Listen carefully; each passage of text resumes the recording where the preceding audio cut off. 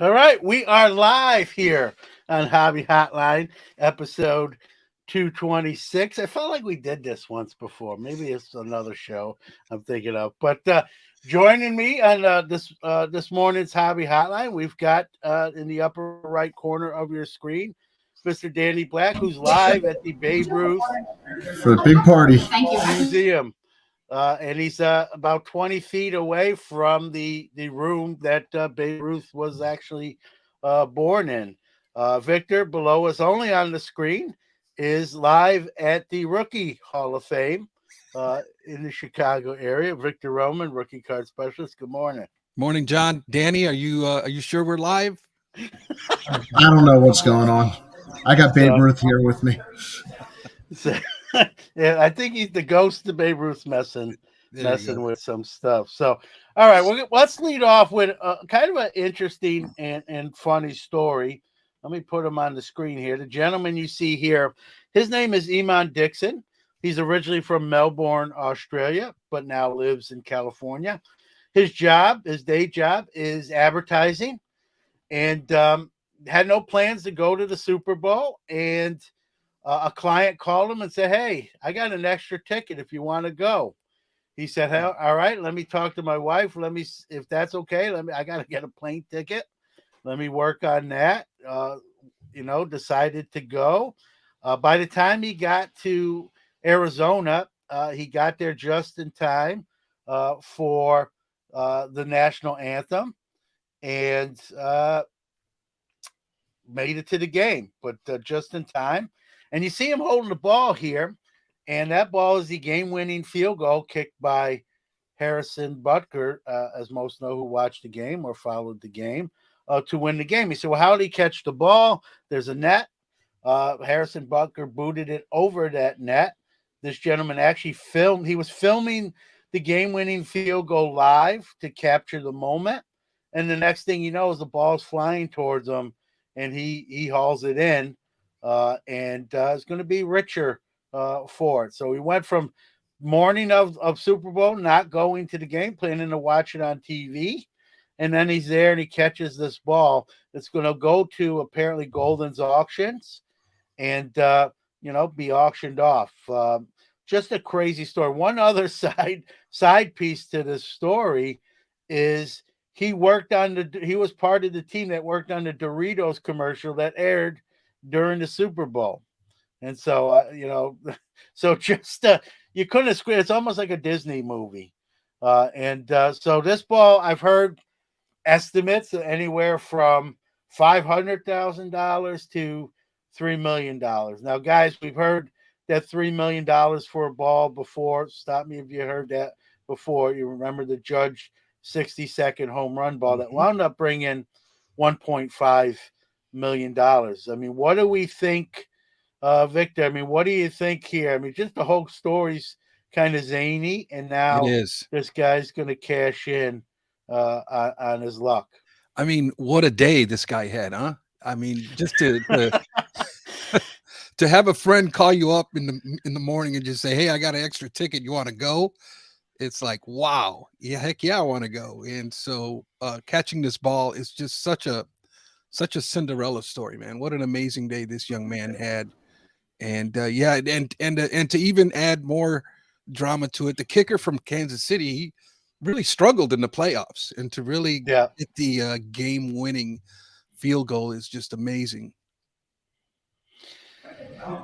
I was just going to say, how is there as big of a market because Kansas City is a smaller team than if it was a different team that won the Super Bowl? Good Yeah, point. but well, you got a Yankee ball, right? If we're drawing the comparisons there, we got Right. a Yankee. But here's the thing, man: the Super Bowl, like everybody watch, like people who aren't football fans sit down and watch the Super Bowl. Like not everyone, not you're either a baseball fan or you're not. Like if you're not a baseball fan, I hate to say it, but you're probably not watching the World Series. It's 7 games potentially, at least 4. You're not going to be locked in. You might catch an inning or two, but whether you're a football fan or not, like Super Bowl is kind of much watch TV. So I everyone knows that stayed through the end about this kick or knows about it later on, after finding out what happened. So I think I get your point, Danny, that the provenance of it, Yankees versus Kansas City Chiefs, but the Chiefs have a long history too, and the fact that it's a Super Bowl ball, probably the Yeah. most watched sporting event most years. I know the World Cup took place this year, might alter those stats, but under normal circumstances, look, we all know a lot of people watch the Super Bowl, so a lot of people know about this ball or about this kick, how it won the game, and so But how many people I are dropping that much money? yeah, I don't know, but it's going to be interesting to see what this brings. Um, it's I don't know. I think to me, I guess the way I would answer that is ask myself, which ball would you rather have? And the judge ball is great. Listen, I wouldn't kick either out of my card room, either ball, right? Out of the, but you know, the judge ball is not the all time record, right? It's not this. Right. Whatever you Right. think of it, whatever you think of the Bonds record, and I'm not a fan of Bonds, but that is what people will. If you open the record book, that's who you're going to see, right? It's the American League record. This thing, like, there's only been like three like game-winning Super Bowl balls. I think I read. So this is one of them. I know this is crazy. I think I would rather have this just because of the magnitude. It was the last play of the game. It's a walk-off kick to win a Super Bowl. And a great Super Bowl in a 38-35 score with the Eagles and Chiefs. So I might be in the minority, but I'm taking the Super Bowl ball. I'm on the same boat with you, John. I just think that fizzle on the Aaron Judge ball is not as quite as hot as this Super Bowl ball. And that Aaron Judge ball that fell short to the projected amount, correct? It did. Yeah. He reportedly, now I don't know. Someone said he never really got an official offer, but early on it was reported that he turned down $3 million for the judge ball. Ken Golden verified his attorney did get an offer. So the 3 million is legit. The offer was for more than it sold for. I don't All know right. if it was exactly three. Yeah. Huh. So with that judge ball, guys, I mean, I know it sounds funny. The guy, the ball sold for 1.5 million. But in a way, he lost money. In other words, he had a higher offer, didn't take it, and left money. He didn't lose money. Caught a ball on a $70 ticket, most likely, but he left money on the table. That's probably a better way Yeah. to say it. Um, this guy, I don't know if he's got any private offers before it goes to Golden. Only he knows. He hasn't made that. He hasn't made that public, but. Like Victor said, what a day, huh? You wake up, you having your coffee, planning your day, then watch the game later on your living room TV set with family, and the next thing you know, you're at the stadium, and then 3 hours later you're catching the game-winning Super Bowl ball and about to cash it in. Everything, I see one comment, 100K, foul five ball says, "Hey, I rather have the judge ball." I do agree with that. Yeah, Adam says he should give 10% to the terrible official who made the garbage holding call to seal the game. Yeah, no, I don't think he needs to share that with the officials.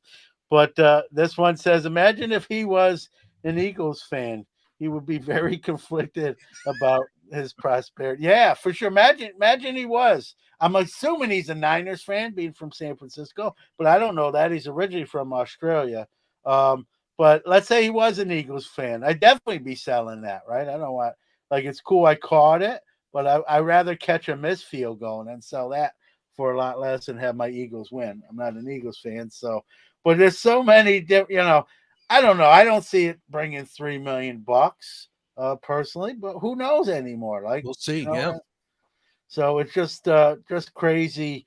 Yeah, most people are saying they rather have the judge ball. 3 million. This is Rocco Rosado. 3 million. Give me a break. Just more golden hype. His act is getting old. Yeah, listen, he's a hype man, right? He's the, some of you might remember in boxing, Don King, the promoter. He's the Don King of sports cards and Yeah. memorabilia and auction. And that's his job, to tell you the Right. truth, right? Right. You know what I mean? We don't have to like it, and he doesn't really care whether we do or don't. So, this guy's gonna have a nice paycheck at the end of the day. That's really what it comes down to. Everything I read seems like a nice gentleman. Some of the other people that know him commented about him, and so it's an interesting story. And that's the thing. You don't have these. Here's why I think the ball might bring a little bit more, guys, is because the net goes up to knock those field goals down or extra points. This thing and most of the time they do, and this thing went over the net. So the fact that it was caught when it normally wouldn't have been, Right. I think we'll add a little incentive. I don't think it's going to be $3 million worth of incentive, but it might surprise. I think I'm going to guess between 500,000 and a million. And that's I just can't think of another field goal, and maybe I'm wrong, that went anywhere near what the home run balls typically go for. Yeah, but this is Super Bowl. Well, you can't think of another field goal because they don't make it over the net, and someone below catches and gives it probably to the kicker or the team that kicked it to put in If their it was Mahomes trophy to case. Kelsey, that would be one thing. Yeah, Logan Ward's playing Price is Right, and he's going 101 K. What? Well, let me ask you guys. We'll close this out, move on to our next topic. But I mean, do you think there's any chance, guys, this brings over $1 million?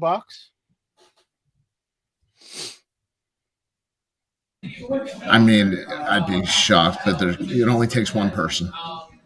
Yep. I think it has a chance at 1 million.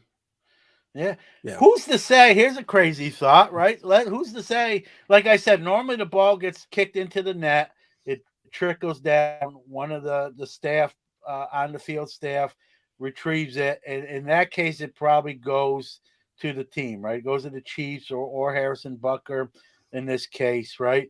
Who's to say? Listen, the Hunt family who own the Chiefs, very well to do, right? Let's say they Mhm. get in on the bidding. Say, hey, this belongs here in our trophy case in our corporate headquarters of the Kansas City Chiefs. And let's say they get, they could get in a bidding war with a private investor that's trying to get it, and maybe this thing does go over that $1 million mark. Maybe there's a Chiefs fan that has lots and lots of money that says, "Man, this is the ultimate Kansas City Chiefs piece of memorabilia, right? And I gotta have it." And I'm 60 years old and I got all this boatloads of money, and I'm getting this thing, and it's going to be here, and I want to have parties and have my friend. There's so many different ways. I think there's a chance. I predicted between 500K and a million. I think there's an outside chance it brings it brings over $1 million, depending on who gets involved. If the Chiefs themselves do, I think that's almost a given. But uh, we'll see. All right, guy. Any final comments before we go on to the next topic? Sports MD card collector makes a good comment there, I think. All right. Let's see. The friend with tickets should get. Yeah. Well, here's what I want. It's funny. He said that because I was thinking. I kind of told the backstory how this guy got a ticket last Mhm. minute. The way the article was written describing that, it was like it was given to him. Now, I don't know if the person called him up and said, "Hey, I got an extra ticket. If you want it, it's $2,000." I don't know if he bought the ticket that was made Right. or it was actually a free ticket, right? So let's say it was a free ticket. Let's just go on that premise that it's a free ticket. Well, either way, right? Either way, you should give that person, whoever gave them that opportunity to go, should get a cut. But if that was a free Super Bowl ticket, right? He definitely should be given that person a cut. Yeah, I thought about that. I'm like, was this a free ticket or just one made available where he could buy it and make the trip. Maybe at cost, which Super Bowl tickets, even at cost, are not cheap. So, but either way, right? He was afforded the opportunity to be there. It'd be a nice gesture. Everything I've read about the guy, I got a feeling that's going to happen. Sports Card MD. So yeah, that'll be interesting to see what it goes for. If his buddy gets a cut for giving him the ticket, and all that good stuff. So let's go on to our next topic, guys. And let me pull up the graphic here. It's Panini getting into the gaming business, sort of. We got Panini Monopoly. Panini and Hasbro, in this case, the owner of the Monopoly franchise, have come up with a Prizm edition Monopoly. I have the Brooklyn edition Monopoly, but now we have the Prizm edition Monopoly. And this is going to be a game you can buy, but it's also going to have packs and boxes uh, that apply to it. So it's going to be a 90 card set, guys, with booster packs. There's going to be inserts and parallels, much like the regular Prism. 6 packs per box, so very small box. 6 packs, 4 cards per pack, so a 24 card box. Um, and if you played Monopoly before, right, like you have properties like Boardwalk, Park Place, that sort of thing. The properties are going to be the cards themselves and the players themselves, replacing actual, streets and buildings. Coming out in mid-April. I don't have any pricing. Target will carry at the start, and then it will make its way to other stores. What do you think? Is this a game people are going to play, or is it people just going to another opportunity to get cards? How do you think so? I think it's a game, and I think some people are going to take a chance, roll the dice, and try it. I'm wondering, are we able to see the checklist of the 90 cards? I wonder. I don't know if they've released it. I haven't seen it. I'm just wondering if there's any Yeah. rookies in it, because that'll be I interesting. got it. I got to think. I see Logan says Ja will be Boardwalk, rich uncle, prison bags. I You know, don't know. yeah, a I don't couple. know if they're going to make little pieces like the little pewter pieces. Are they going to be? I'm assuming they're going to be basketball pewter pieces. Are they going to be just generic? Are they going to be patterned after like regular, like real players? You're going to see like the Jerry West pewter, the NBA logo and Right. pewter form. Like all this is we don't really know yet until this is comes out, but which is mid-April. But I think it's a pretty cool oddball set. To me, a couple of things stand out. yeah, Nothing really new here. I mean, it's something that the hobby has done in the past, yeah, yeah, all the way back into the 1960s, right, where we had this type of stuff going on. So it's not a new concept, but I think it's also bringing it into the modern era. I think it's a good idea. I think there's a big draw with Pokemon and kids and the whole card gaming business that's really taken off. There's a lot of yeah. interest in that realm. So I think, this might be a good idea to kind of bring some attention to back to board games and sports cards. I think it's a good, I think it's a good gimmick. Yeah, Jenny Miller says I think they're a day late and a dollar short on the Prison basketball now. If it was Topps baseball, that would sell more. The first thing I thought of, Victor and Danny, with this was, we know Panini's going to lose the license here to make basketball, and that goes over to Fanatics. Um, is is this just kind of a last, hey, let's grab some money on the way out the door type of thing? That's what it kind of feels like to me. Again, I'm just speculating, or just my opinion. But anyone think the same thing or feel the same way? He probably had to make the license agreement a while ago, with Parker Brothers or Hasbro. So they were probably already committed to that. So you might as well, take advantage of it since you've probably already paid for it. Good point. Yep. Yeah, they probably could get something like that done in a calendar year, potentially. Again, I don't know. I'm not behind those closed doors or in on those meetings or conversations, but it just I don't know. Are the packs going to be where the box is going to be sold? Are they going to be put in the game aisle with the games, or are they going to be put in the card section of Target, the ones that still have them? Victor brought up a good point. The popularity of the games, especially with kids, if it brings more kids into the hobby, then why not take a chance? Yeah. Here's a comment from Webadu, uh, Web02. Sorry, maybe Monopoly Prism subtle protest from Panini against incoming Fanatics Overlords. Choice of game, not a coincidence. Yeah, I like that. And what he's saying basically is that's sort of a punch in the face to Fanatics for having a monopoly on all the licensing here in another year or two. Sort of, It's got a prophetic message behind it. yeah, pun intended, right? Pun intended. Yeah, I never thought of that. That's smart. It I makes guess sense. it's better than Risk. Well, that's what Fanatics is taking is the risk, and Panini saying, and you're going to have a monopoly on this thing.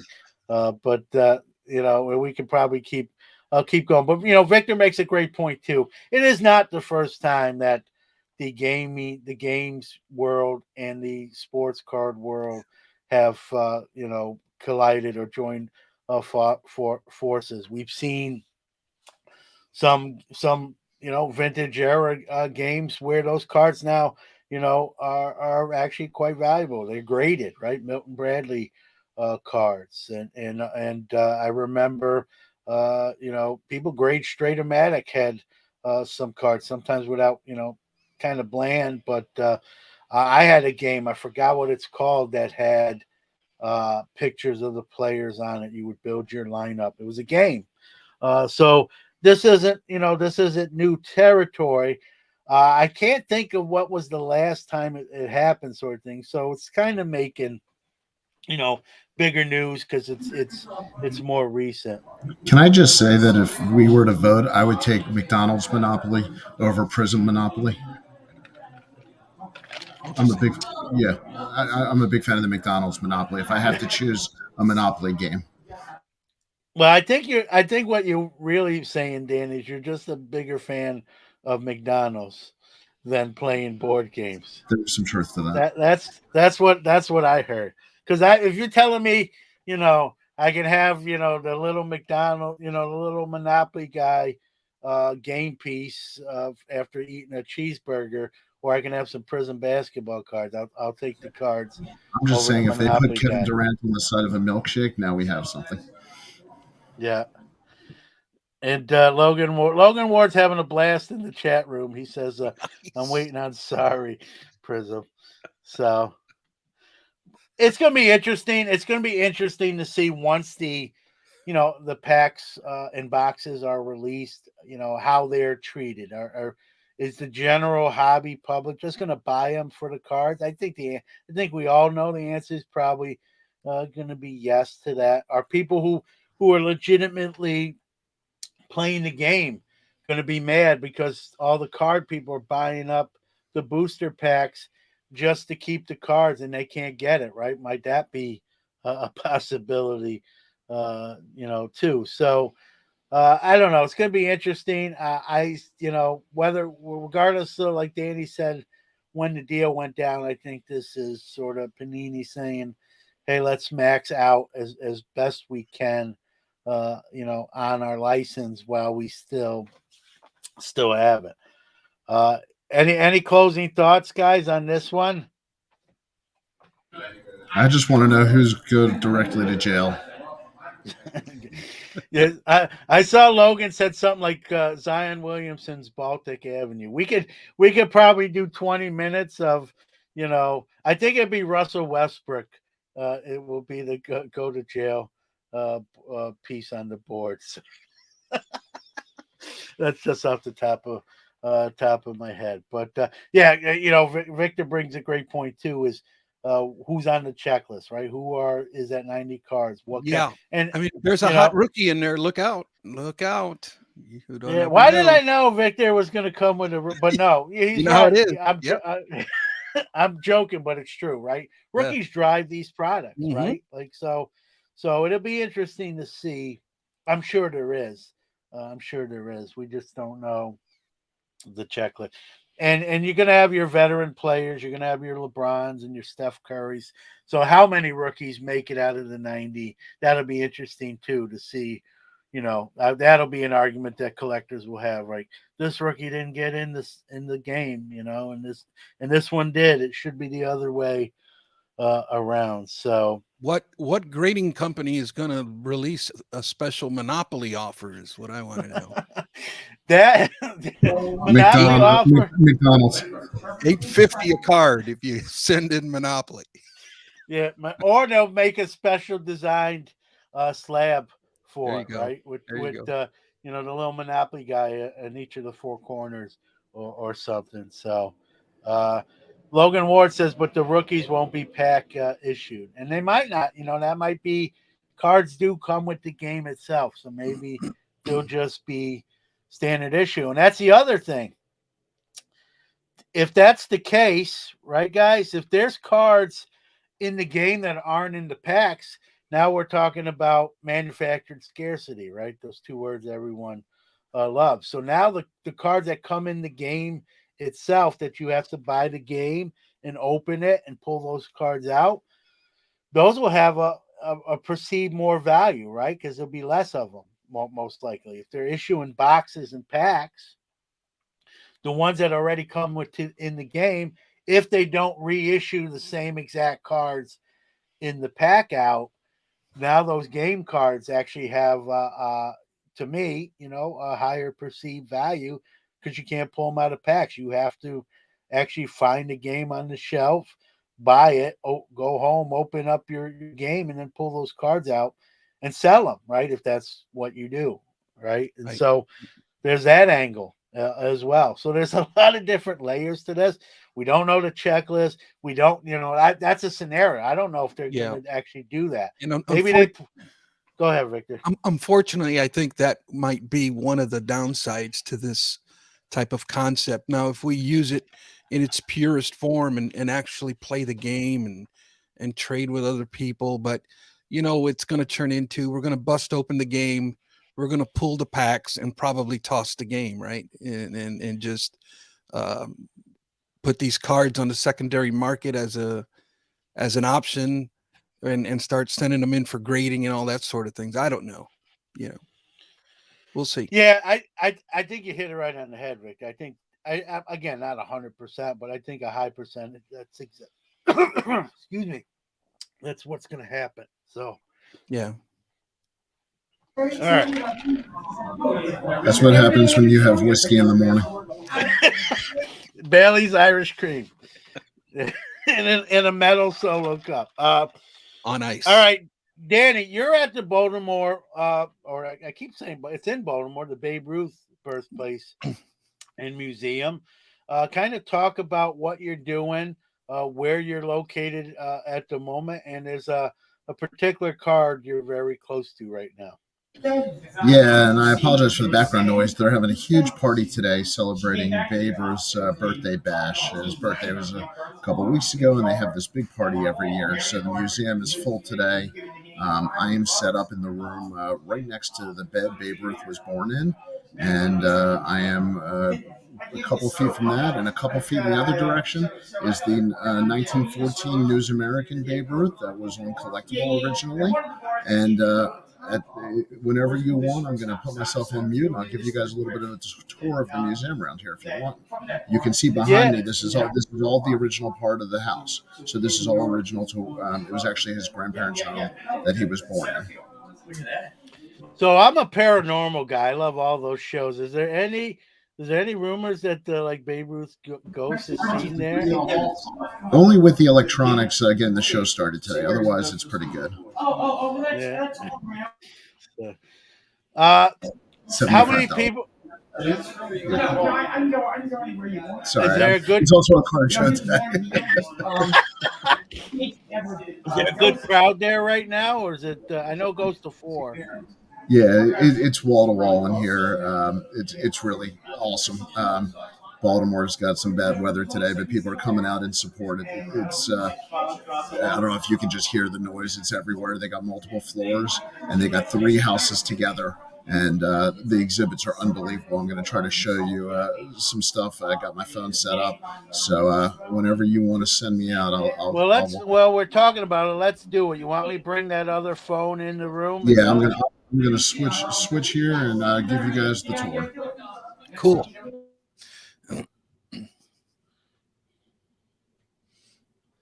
All right. If you make anyone dizzy, we're not responsible. Just a disclaimer.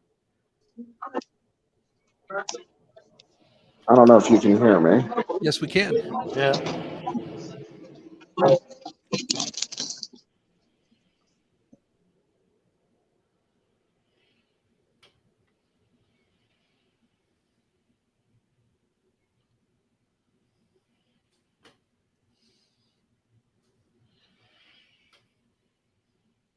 Hey, Danny, if you can narrate kind of like if there's something of significance and you want to talk about it.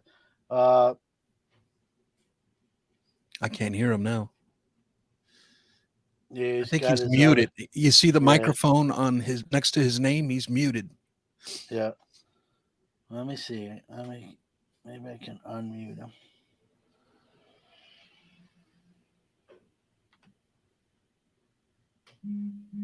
Nice. Look at that one. All right. So what you're looking at here is the Baltimore News Babe Ruth SGC 3. This was on Collectibles Fractionals platform. I owned some shares of it.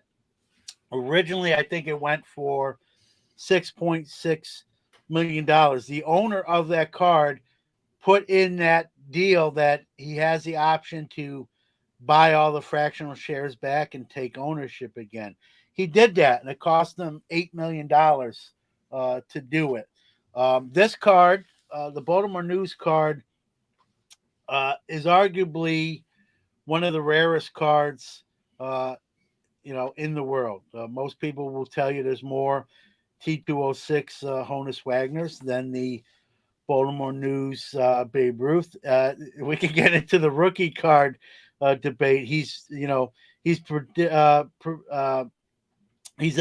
the Baltimore Orioles uniform on that card, Victor, and that's a minor league team at the time. So right. this was before. In 1914, the Baltimore Orioles were a double-A affiliate, I believe. Yeah. So it's in a sense a minor league card, but Babe Ruth's first appearance on a card there. I believe they were distributed in the Baltimore News newspapers. Many did not survive, obviously, over the years. And if this ever went to auction, like a regular auction, not a fractional, I think it becomes the next record breaker, right? We all know the 9.5 Mantle holds that belt right now. Most predict this would trump that in terms of price. So I don't know if that's going to happen. There's very few of these. I know 6, I just had 6 to be known in existence, I think. Yeah, I think so. It's really, really low. No one really knows that's how low there is, right? So I just had Brian Dwyer on from REA, and he says he would love to get to auction. I asked him if there's a card he's not really, auctioned or handled, and he said that would be on the top of his list. And he predicted one of the reasons is it would be the new record setter in his mind. It would take that title belt away from the 9.5 Mano. Danny, can you speak? I can now. Sorry about that. There's multiple media crews here. So we're obviously talking about that Mantle card. People call it Mantle card. Babe Ruth. Babe Ruth. They call it the rookie, or and whether you want to with Victor, whether we call it a rookie or an XRC or whatever, it's an extremely important Well, card. for Baltimore, it's his only Baltimore Orioles card. Yeah, So the significance is not so much on the rookie as much as it's the only example of him in a Baltimore uniform. So for Right. us as our hometown guy, somebody born right in the heart of Baltimore, to have that one example Mhm.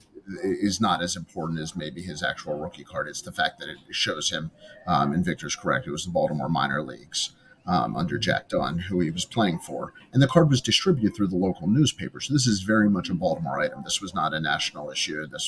This was the Baltimore News American was the paper. So that's why there's so few out there, because how many people keep their grocery store inserts. Right. So, how many, Danny? How many do you think? I mean, you know about the card. How many do you think have survived? I've heard in varying conditions approximately 8 to 10 at the most, but most of them the conditions are pretty rough. So that three that's there is probably one of the better shaped one, most likely. I don't know that this is fact. I've heard it's the second highest that I know, but that's only what I've been told. Yeah. And so talk about, and I keep firing questions at you. Yeah. Uh, I mean, talk about the security around that card at the museum. Well, I don't know if you want to do like Ocean's 13, and we if you could, click the me, you, third and Victor floorboard, could. there's a key under the third floorboard. No, I mean it is. I mean, let's just say the card's not going anywhere. Suffice to say. I mean, I don't know if you saw any of the other items I showed you, but Babe Ruth's Presidential Medal of Metal. Freedom, Yeah. the bat he used in 1927. I mean, it's not just the card that has tremendous value here. I mean, this whole museum is literally that. It's just a museum. And if you're a baseball lover or hobby lover, it's room after room after room. Could have done an hour on the tour today. Maybe we'll do that. You know, does Danny have the Well, express written permission of the Babe Ruth Museum? Yes, Danny asked to express permission. And Michael Gibbons, who's the director emeritus, John, I know has been on your show. yeah, yeah, great guy, and that card. When you think about that there's so very few exist. I do know the glass from having Michael Gibbons on the show. The glass is shatter and bulletproof. So if you think you're gonna get it that way and just make a beeline for the exit, don't bother trying. Just hold out your hands and just say handcuff me before I try this. But Can I just say one thing? yeah, I am here for the Babe's birthday bash, but it's important that the Babe Ruth Museum is a nonprofit museum, and I can't stress enough the importance of supporting.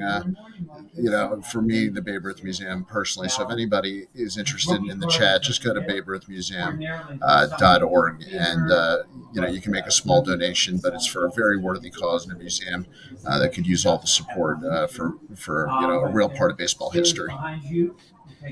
yeah, I believe they don't get any sort of financial assistance. So all their Correct. money raised to keep the upkeep is from people paying to get in and donations. So Correct. no doubt. And that building, if anyone listened to Michael Gibbons on my show, that building almost got destroyed and tore down. It was saved at the last minute, which if that thing would have got tore down, that would have been Hmm. a terrible thing. I mean, it's Yeah.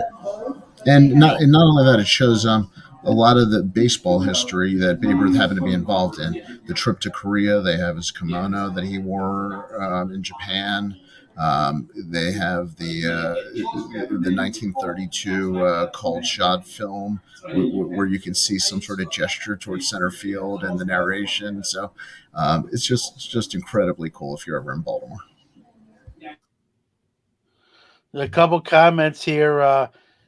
Security is big. The Hickok belt was stolen from the Roger Maris Museum a few years back. Yeah, Michael Gibbons didn't give me all. He couldn't give me all the details, but he said it is very, very secure, and they don't worry they worry, but they don't worry too much. They're very confident in the security there. Fitz cards. As a kid who collected everything in the 80s with little to show for it, I'm drawn to minor leagues and Tiffany cards for their lower pop counts. What are your thoughts on cards from that era? Yeah, I mean Tiffany, tops Tiffany, especially in the rookies, have increased. Right, they're definitely a higher quality, better looking card. They're when someone's super collecting a player or just looking for the best tops rookie card they can get of said player, the first thing you're going to type in is Tiffany usually, if they're in a set that has a Tiffany edition. So I'm a minor league card guy. I have two shoe boxes full of superstar minor league sets. I just think they're undervalued as a whole. I just think many didn't survive. Many just brought to the games and get signed, which is kind of what they were designed to do, and beat up. And when those cards didn't get signed, they just got thrown sort of in a pile or in a box. And so I like them, but again, I'm only speaking Yeah, and from nostalgia.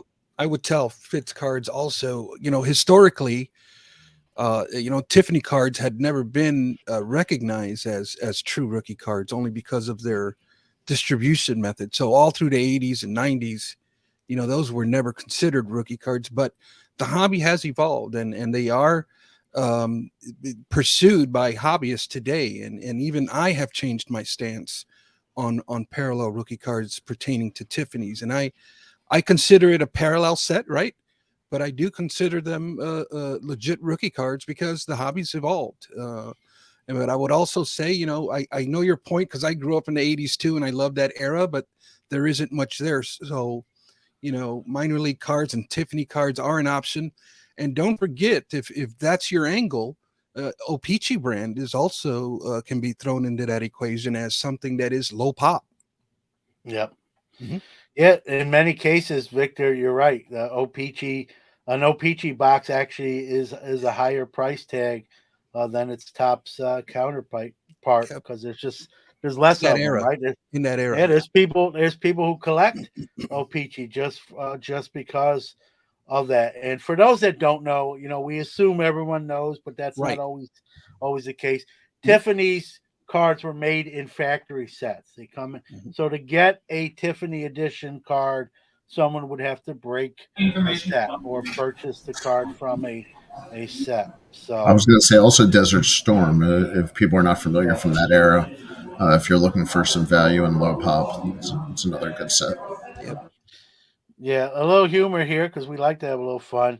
Logan, who's I don't know what Logan had for breakfast this morning, but he says I like Debbie Gibson way more than I do too. Debbie Gibson's from Long Island, New York, so if it's Debbie Gibson over Tiffany in this house as well. And here's the other thing: can you imagine?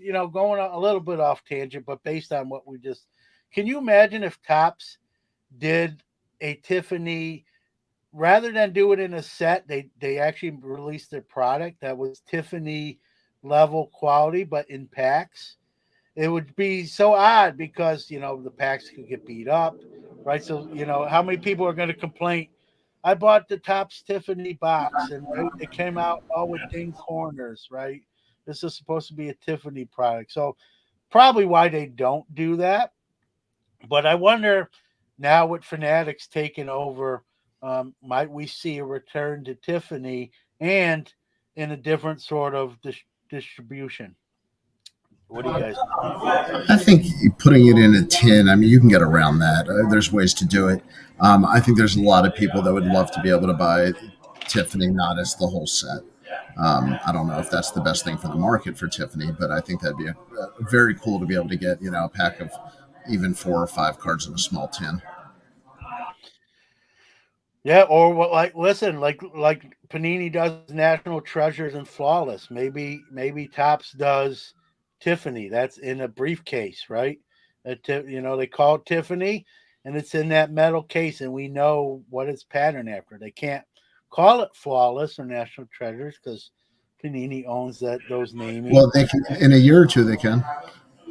Well, they can't use National Treasures or Flawless unless they buy Panini, which like I did some months back, it would be called Fanini at that point. But but Good to, point. yeah, but to buy to use National Treasures or Flawless, they'd have to uh, buy or acquire uh, Panini. So if they don't, though, they can market it. You'll know what they're patterning the product after. It may just be called And something different. So I know, if you're shopping for a Tiffany set from the 80s, I would be extremely cautious because they have been heavily known to yeah, been opened up. They have a little foil seal on them, yeah, and that seal has been um, what do you reprinted. call it? Yeah, printed, Yeah, and fake ones have been put on or back on there once they go through the set. So what they're doing is they'll open it up, look to see if the key cards are centered, worthy of yep, grading, and they'll replace it and then put a new seal on it. And so even the wrapper has been um, fabricated as well. So be very cautious yeah. when shopping for that. Yeah. Yeah, great point, Victor. I've even heard people go as far as open those up, take out the Tiffany set, put in a basic set in there, Mm. close it, shrink wrap it with a shrink wrapper, like you Hmm. said, made a compatible, a comparable foil seal, and put that on and shrink wrap it, and someone buys the Tiffany set, and if Can they we? don't open it, it's in their closet or on their shelf, and they think they own a Tiffany set, and Yeah. inside is a base set. And if they do open it, they're going to be very upset when they look at the base set they just bought at a Tiffany price. It's sad that that Yeah. occurs Hmm. on our hobby, but good on you to sort of point that out because Yeah. And there was only it's important. 5,000 of them made. So, I mean, there's not much out there and they're pretty popular. So to see somebody that has multiple factory sets for sale, it's like, I don't know about that. Be careful. That's all. Yeah, it's I guess buy from a reputable dealer. I there if I would think the base set would weigh less than the Tiffany set. It's thicker cardstock, so if you know sort of the weights and it's a sealed Tiffany set, and you can weigh it and it matches up to specs, then there's at least it like you said, Victor. It could still be open and a couple cards taken out and switched out, but at least the Yeah. chances are less likely based on the weight. I was just going to say also, this was not a YouTube video on how to fake the Tiffany set. There was a lot of detail we just gave out there. Uh, Well, listen, so this is also one of those products that not everything is a great online purchase. Maybe in person.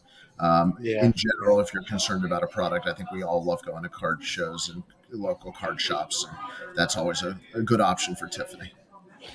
I think more people buy Tiffany singles than probably the sets at this point Yeah. nowadays. If you're just trying to buy like an investment piece, people probably shrugging their shoulders there. But some people, hey, I want to buy the rookie card, but the Tiffany edition. I'm sure there's demand for Tiffany sets, but I would think the demand for singles is definitely greater nowadays than the sets themselves, especially when that like Victor pointed out, things can be switcheroo skied and duped and that sort of thing. And most people would just, if you're going to buy a Tiffany card, it's going to cost you. You're probably just going to buy a graded one already in many cases.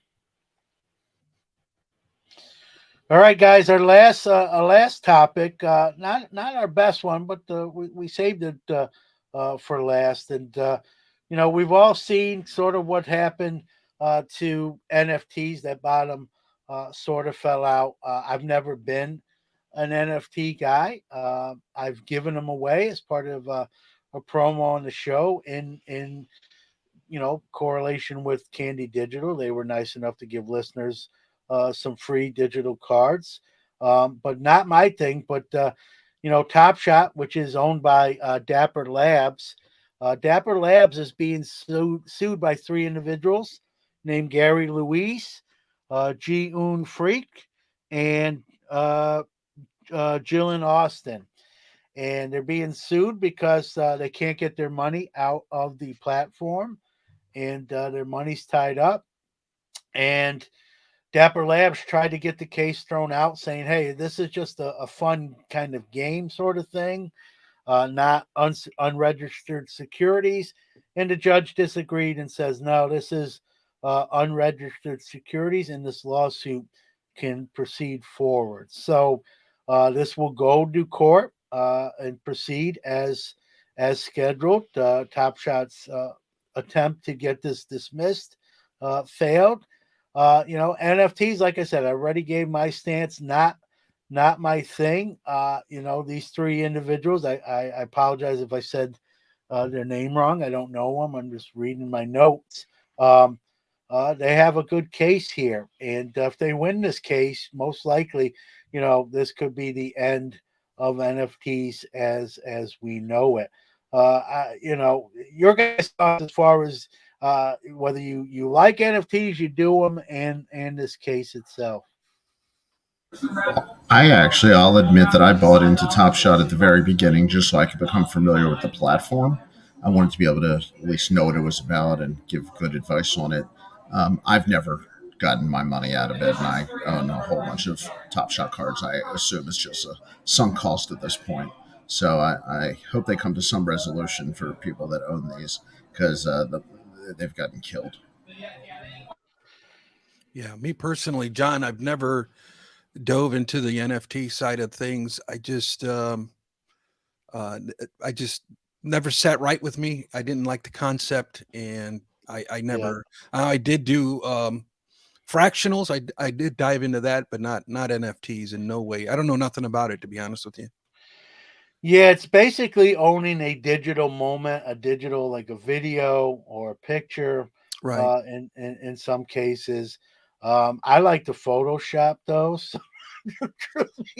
for free, but I get some of the lore to it. It's I'm sort of the older guy when it comes to in my free, but I the younger set, which is where I think it was marketed for, right? So I'll ask Danny though, like how much money? I'll put you on the spot here, man. I don't want how much money you have on the platform that you can't get to right now. Oh, very little, probably under $100. Have you tried to pull it out or no? Not even. No, I'm holding out for the comeback. I'm riding the Top Shot wave. Top Shot to the moon. There you go. Well, Logan doesn't agree with you. Logan, I don't know what's going on there. He's Flop heavily shot. caffeinated this I think morning. I Yeah, think I don't know. Logan's driving in circles too much. Make a right turn, Logan. Fitz Card, another great comment. Going back to our previous topic, the print run for those 89 Fleer Glossy was shorter than prior years. May hold better. Yeah, that's it. That was Fleer's version. Remember the Fleer Glossy updates and regular sets? I still Yeah. have some of those in my closet. The And era of competition, that's for sure. yeah, and it'll be interesting, Victor, kind of as we wind down here with Fanatics kind of taking over basketball, football. We're going to see obviously the return, most likely, of Topps Chrome basketball and football, and many brands that people miss are going to return. But it'll be interesting to see what new stuff they develop, right? What new Yeah. innovations. I will say this, there's going to be plenty of it to go around, but I really do like the 2023 Topps design. And I don't know if Fanatics should get credit because many of the designs come actually years in advance. So I don't want to say it's because of Fanatics, but it's probably one of the better designs in probably the last 5, 6 years of flagship. So it'd be interesting to see what new products might hit the market eventually, and what they're going to be like. We talked about Mhm. Tiffany. Might they do something like that again, and maybe a different form, or their take on Flawless or National Treasures if they don't buy Panini? Kind of your thoughts here with as we're getting closer to this day. You know what I mean? I just think a little respect for Fanatics for not coming in and changing everything off the bat. They seem like they've taken a good amount of time to just kind of get a lay of the land. I don't think we've seen anything drastic. They're not throwing their name or label on cards or, anything that I think people had immediate freakouts about. They're not renaming tops. So I think they have a respect for the history of the hobby. Of course, they're going to try to improve it, but they do seem to be talking about a lot of the improvements on the marketing side. That it doesn't seem like they have a ton of incentive to really change the core of the product away from the collector. So I'm hoping that it's more innovation and with marketing and just bringing maybe the hobby into the 21st century. Um, and not I really like this base set and I'm flagship set. And I'm very happy. Yeah. Here's a comment, if I may, here from the Battery, Carlisle Road. Do any of the Fanatics exclusive agreements captain numbers sets products they can produce? Great question. If there is, and I imagine there must be, they haven't announced it, or I haven't heard. Yeah. It typically, traditionally, Victor, it's about 35 per sport, but that's not etched in stone. That those agreements can be redone. You can get amendments, and hey, listen, we want to do a 36 set. It's a great idea. It's going to promote this. We're going to give half of it to charity. I mean, there's ways around to still, go above and beyond what any initial contract. The other thing you got to keep in mind here is the players now have a seat at the equity table. This is unlike anything prior before. The players were not sort of involved in the contract process, and now they hold an equity stake. So when you hold an equity stake as an athlete, as a player, you're getting more of that pie. So if you're getting more of that pie, you're probably less likely to say, "Hey, we don't want a ton of sets," or you got to limit how much we appear on cardboard or chrome. So I know it was around 35 in previous contracts with the Players Association, but now you got the players themselves involved. So that number could be higher for all we know. Your thoughts there, Victor? Yeah.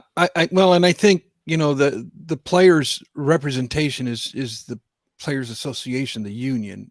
My gripe has been for many years now is that the hobby has no representation at these Yeah. at the table when these types of decisions are being made. It's typically between the card manufacturers and the players association, and the public is not privy to these contracts, so we don't know details, or we don't know how Only things what they tell us. Sometimes, only what they yeah, want. You're on a need to know basis, right? yeah. Sometimes they do release Yeah, some of that info, but they're but not telling you they're not the big telling you picture. everything, right? And I, that's go ahead. yeah, I want to just, a word ask, why would there be caps? Many reasons. Let me start off with before Fanatics kind of got all the licensing right.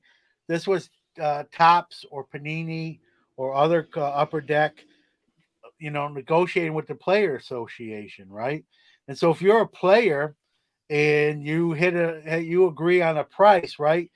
It's that price is based on, hey, you can use my name, image, and likeness this many times in this many sets for this price, right? You don't give a card company carte blanche to make 100 sets with you for one price. Now, again, every contract's different, so I don't want to paint with a broad brush. So that's why they're caps. The other thing is the Players Association does care about saturation. In other words, if Topps made 100 baseball card releases, right, that can hurt the industry, right? It's just too much. People will be up in arms, like, man, there's a release every other day. Like, this is ridiculous. I'm getting out of cards, right?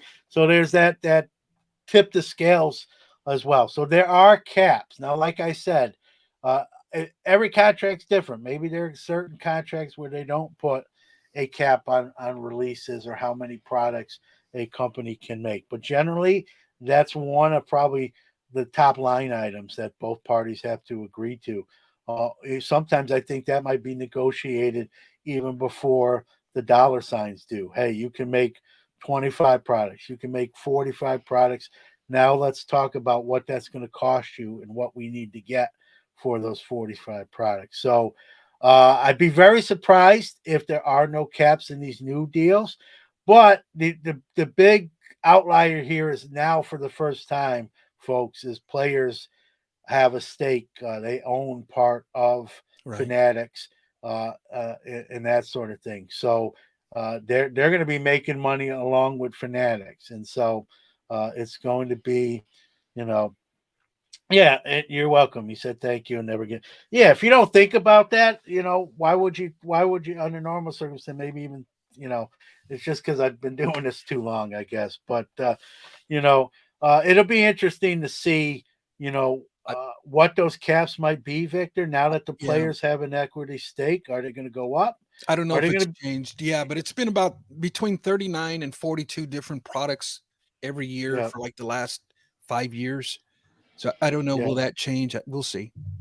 You know, I the number I've always been told is 35, 36, which is right along line with Yeah. what you just said. The company can always go back to the Players Association and say, look, I know this wasn't part of the original agreement. Here's our thoughts with this. We can pay you an additional, we'll give you a percentage of this release. Can we do it? And they just have to give a thumbs up, and then you get one that wasn't originally scheduled. But, So but yeah, go ahead. I do wanted to like add turning the page here because I know we're just about done. But um, here's my thing, and it kind of leads into what we're talking about right now, and that is Topps 2023 was released last week, and this week I believe they're releasing another 2022 product. And I just think that really needs to be okay. When are we going to put an end to 2022? No sooner as 2023 is released, 2022 should be left behind. And I'm even hearing Upper Deck released a 2021, no, a 2020, 2021, the cup, and the product's 3 years old, and it's just now being released, and it's like wow. Bobby Hull's rookie card comes out next year. I feel like we went when you say, and I do know about that. It's an Yeah, interesting point. 2021 Cup. It's like we went in the DeLorean and went back to go yeah, get some. You know, with Dr. Emmett Brown.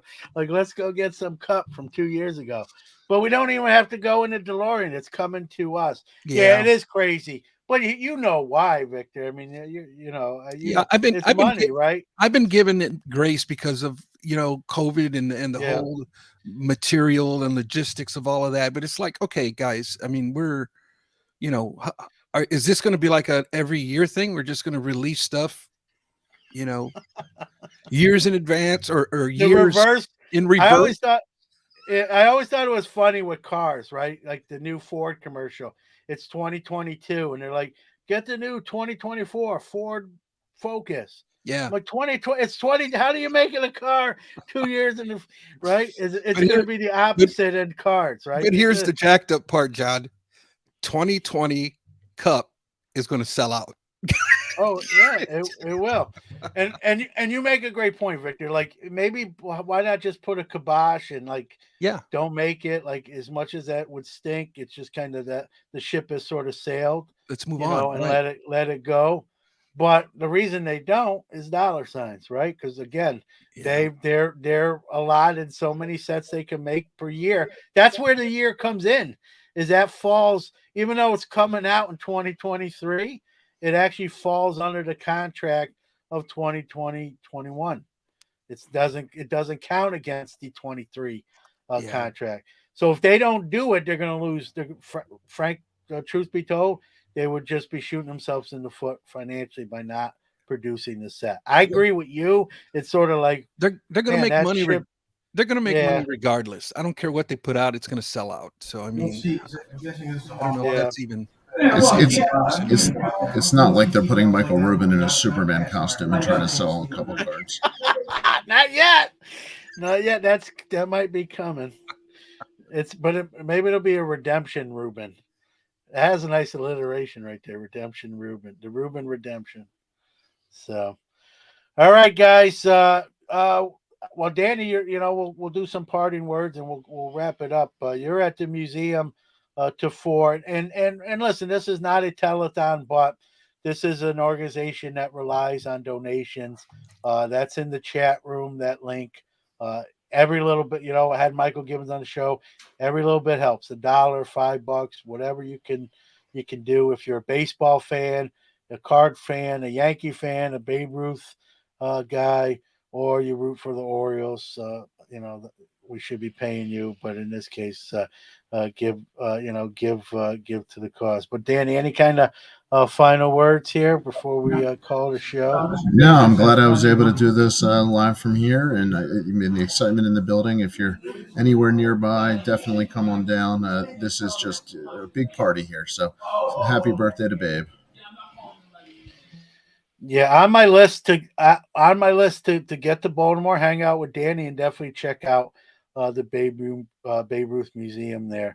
Victor, what do you got going on this Yeah, weekend? just wanted to thank Danny, man. I love that we were able to see the Baltimore News pre-rookie card of Babe Ruth and just live. I mean, how cool is that? Thank you, Danny, for Yeah, showing us that. it is cool. And yeah, man, I just keep on hobbying. Yeah, if you see that card on Danny's eBay, something crazy happened, and it probably is not real. But I'm going to forge my Tiffany now. yeah. All right, guys. Again, kudos to Danny dealing with the crowd and some background noise, but giving us a tour. And like Victor said, how often you get to see that card live on a video podcast, right? So appreciate him taking time out of his day to make it happen. But with that being said, we thank all you out there watching or listening on audio. Without you guys, we don't do a show. We don't exist, and we appreciate that as well. On Tuesday's show, let me pull it up. We've got Erica, Herman, and Drew Herndon. That'll be Tuesday. And then we'll be back here on Bench Clear on Saturday once again. So for Victor, for Danny, we're going to call it a Hobby Hotline 226, and we'll see you very soon. Take care.